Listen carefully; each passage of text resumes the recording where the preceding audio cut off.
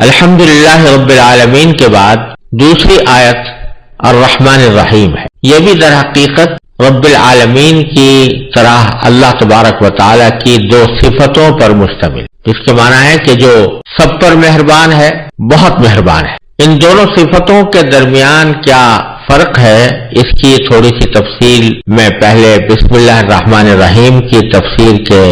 ضمن میں عرض کر چکا ہوں، اسے یہاں دہرانے کی ضرورت نہیں۔ لیکن یہاں جو بات قابل توجہ ہے وہ ایک تو یہ کہ جب یہ کہا تھا کہ الحمدللہ تمام تعریفیں اللہ کے لیے ہیں، تو اتنی بات بھی کافی تھی کہ تمام تعریفیں اللہ کے لیے ہیں، وہی تعریفوں کا مستحق ہے۔ لیکن اللہ تبارک و تعالیٰ نے اس سورہ فاتحہ میں ہمیں یہ ادب بھی سکھایا اور ایک طرح سے تعلیم بھی دی اور ہماری سمجھ کو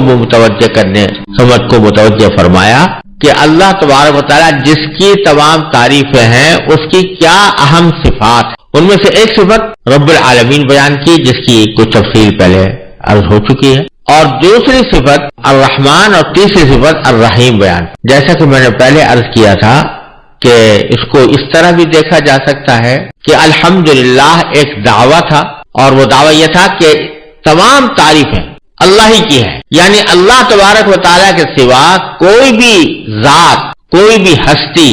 کوئی بھی چیز حقیقی تعریف کی مستحق نہیں۔ اگر حقیقی تعریف کی مستحق ہے تو وہ صرف اللہ تبارک و تعالیٰ کی ذات ہے، یہ ایک دعویٰ تھا۔ آگے رب العالمین میں بھی اس کی ایک دلیل بیان کی گئی ہے کہ تمام تعریفیں اسی کی طرف کیوں لوٹتی ہیں، اس واسطے کہ وہ سارے عالموں کا، سارے جہانوں کا پروردگار ہے، اس کو پالنے والا ہے، اس کو پیدا کرنے والا ہے، اور دنیا میں جب کسی چیز کی تعریف ہوتی ہے تو حقیقت میں اس کے پالنے والے کی، اس کے بنانے والے کی تعریف۔ تو ایک دلیل تو اس دعوے کی ہوئی رب العالمین، اور دوسری دلیل یہ الرحمن الرحیم بھی ہے کہ وہ ذات کے جو رحمت والی ہے، جس کی رحمت عام بھی ہے، جس کے لیے الرحمن فرمایا گیا، اور جس کی رحمت تام بھی ہے یعنی مکمل بھی ہے، جس کے لیے الرحیم فرمایا گیا۔ تو در حقیقت قابل تعریف تو وہی ذات ہونی چاہیے جو اتنی زبردست رحمت کی مالک ہو کہ اس کی رحمت سب پر وسیع بھی ہو، اور جس پر ہو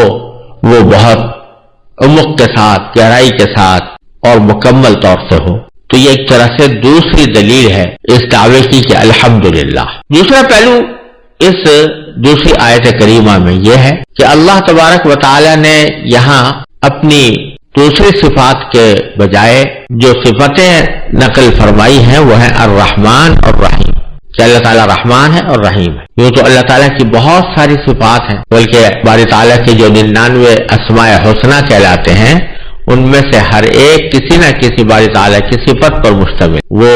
صرف رحمان اور رحیم ہی نہیں ہے، رزاق بھی ہے، ذو القوہ بھی ہے، متین بھی ہے، مجید بھی ہے، وہ حمید بھی ہے، وہ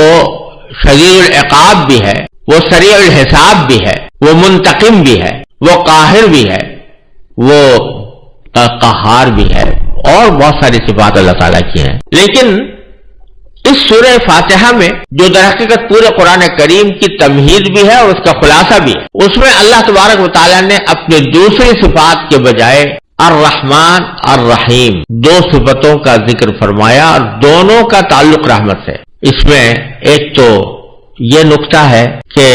یہ الحمدللہ کی دلیل ہے، جیسا کہ میں نے ابھی عرض کیا، تمام تعریفیں اللہ کی کیوں ہیں؟ کیونکہ وہ سب پر رحم کرنے والا ہے، جو رحم کرنے والا ہوتا ہے وہ یقیناً قابل تعریف ہوتا ہے۔ اور دوسرا نقطہ یہ ہے کہ اللہ تبارک و تعالیٰ کی یوں تو بہت سی صفات ہیں، لیکن ہم بندوں کے لیے باری تعالیٰ کی صفت رحمت یہ سب سے زیادہ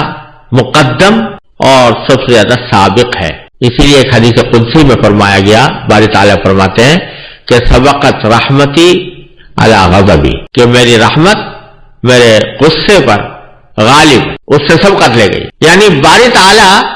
بندوں پر رحم کرنا چاہتے ہیں۔ اسی لیے فرمایا ما یفعل اللہ بعذابکم ان شکرتم وآمنتم، اگر تم شکر گزار بنو اور ایمان لاؤ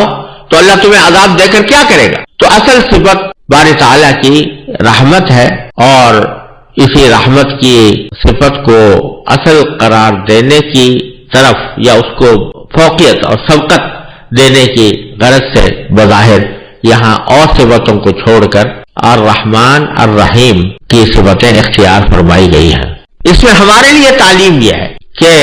ہر انسان کے دل میں کچھ جذبہ رحمت کا بھی ہوتا ہے، محبت کا بھی ہوتا ہے، اور کچھ غصہ اور دوسروں کے اوپر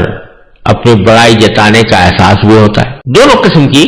صفتیں انسان میں بھی پائی جاتی ہیں، اور چونکہ بندوں کو حکم یہ دیا گیا ہے کہ تخلقوا باخلاق اللہ، یعنی اللہ تبارک و تعالیٰ کی صفتیں اپنی بساط کی حد تک اپنے اندر پیدا کرنے کی کوشش کرو، تو ایک طرح سے سبق یہ ہے کہ جب اللہ جل جلالہ کی صفتوں میں رحمت کی صفت سبقت لی گئی ہے غضب کی صفت پر، تو اے انسانوں، اے مسلمانوں، اے اللہ پر ایمان رکھنے والوں، تمہاری زندگی میں بھی تمہاری رحمت اور محبت کی صفت تمہارے غصے، تمہارے غضب، تمہارے انتقام وغیرہ کے جذبات پر غالب آنی چاہیے۔ تم اللہ کے دوسرے بندوں کے ساتھ بھی رحمت کا برتاؤ کرو، اور جب تک کہ کوئی شدید ضرورت پیش نہ آ جائے اس وقت تک غضب اور دوسروں کے ساتھ لڑائی یا اس کے ساتھ ناراضگی کا رویہ اختیار نہ کرو، بلکہ حتی الامکان رحمت کی صفت کو اپنانے کی کوشش کرو۔ اسی معنی میں ایک حدیث بھی آئی، اور وہ حدیث ایسی ہے کہ پہلی صدی ہجری سے آج تک اس حدیث کی یہ خصوصیت رہی ہے کہ جب کوئی طالب علم یا شاگرد اپنے استاد کے پاس حدیث کا درس لینے کے لیے پہنچتا تو استاد اس کو سب سے پہلے یہ حدیث سناتے تھے۔ اسی لیے اس حدیث کو حدیث مسلسل بالاولیہ بھی کہا جاتا ہے، یعنی وہ حدیث ہے کہ جو حضرت سفیان ابن عیینہ سے لے کر ہم تک یہ اس طرح پہنچی ہے کہ جب بھی کسی شاگرد نے کسی استاد سے حدیث پڑھنے کی درخواست کی تو سب سے پہلے حدیث جو اس کو سنائی گئی وہ یہ تھی۔ اور اس سے اس حدیث کی اہمیت کا بھی اندازہ ہو سکتا ہے کہ مسلم معاشرے میں اس حدیث کو کیا مقام دیا گیا تھا کہ اس کے نتیجے میں سب سے پہلے یہ پڑھایا جاتا تھا، جس کا مطلب یہ ہے کہ اور باتیں بعد میں ہیں، پہلے یہ حدیث اور اس کے مفہوم کو سمجھنے کی کوشش کرو اور اس کو اپنی زندگی میں اپنانے کا اہتمام کرو۔ وہ حدیث کیا ہے؟ عن عبداللہ بن عمرو بن العاص رضی اللہ تعالی عنہما قال قال رسول اللہ صلی اللہ علیہ وسلم الراحمون یرحمهم الرحمن تبارک و تعالی ارحموا من فی الارض یرحمکم من فی السماء۔ حضور اقدس صلی اللہ علیہ وسلم نے ارشاد فرمایا، حضرت عبداللہ بن عمرو بن العاص رضی اللہ تعالیٰ عنہ اس کے راوی ہیں، وہ فرماتے ہیں کہ رسول کریم صلی اللہ علیہ وسلم نے یہ بات ارشاد فرمائی کہ الراحمون یرحمهم الرحمن، جو لوگ دوسروں پر رحم کرتے ہیں رحمان ان پر رحم کرتا ہے، یعنی اللہ تعالیٰ ان پر رحم کرتا ہے۔ اور پھر فرمایا کہ ارحموا من فی الارض یرحمکم من فی السماء، زمین والوں پر تم رحم کرو، آسمان والا تم پر رحم کرے گا۔ یہ بڑا معنی خیز جملہ ہے جو نبی کریم صلی اللہ علیہ وسلم نے ارشاد فرمایا کہ اے مسلمان، جب تم نے اپنے آپ کو مسلمان کہا ہے اور اللہ تبارک و تعالیٰ کی وحدانیت پر اور اس کی ربوبیت پر اور اس کی صفات جلال و جمال و کمال پر ایمان لائے ہو، تو پھر تمہیں اللہ تعالیٰ کی اس صفت رحمت کا کچھ عکس اپنی زندگی میں پیدا کرنا چاہیے کہ وہ رحمان جو تمام کائنات پر رحم کر رہا ہے، اس کی رحمت کی ایک جھلک تمہارا وجود بھی ہے، تمہاری بقا بھی ہے، تمہاری صحت بھی ہے، تمہارا رزق بھی ہے۔ اسی باری تعالیٰ کے اس صفت رحمت کو اپنے اندر اس طرح پیدا کرو کہ تم بھی دوسروں پر رحم کرو، تو رحمان تم پر رحم کرے گا۔ اور زمین والوں کے ساتھ رحمت کا برتاؤ کرو تو آسمان والا تم پر رحمت نازل فرمائے گا، دنیا میں بھی اور آخرت میں۔ تو یہ سورہ بقرہ کی دوسری آیت اگرچہ باری تعالیٰ کی ایک صفت کا بیان کرنا اس کا مقصود ہے اور ایک دعوے کی دلیل بھی ہے، لیکن ہمارے لیے اس میں سبق یہ ہے کہ ہم اپنے رویوں میں رحمت کو غالب رکھیں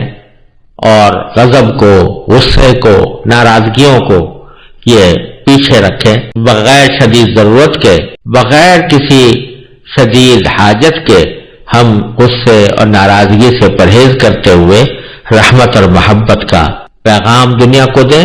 اور رحمت اور محبت ہی کی اس حق کا لوگوں کے ساتھ برتاؤ کریں. اب یہ کچھ بعض مقامات ایسے ہوتے ہیں کہ جہاں آدمی کو اپنے غضب کا اظہار بھی کرنا پڑتا ہے، وہ بظاہر رحمت کے خلاف نظر آتا ہے، لیکن وہ استثنائی صورتیں ہیں اور ان مواقع پر غصہ کرنا ہی شریعت کا تقاضا ہے اور عقل کا بھی تقاضا ہے. لیکن اصل معاملہ، اصل رویہ لوگوں کے ساتھ رحمت کا اور محبت کا ہونا چاہیے. یہ سبق ہمیں سورہ فاتحہ کی دوسری آیت سے مل رہا ہے. مزید ویڈیوز دیکھنے کے لیے ہمارے چینل کو سبسکرائب کریں.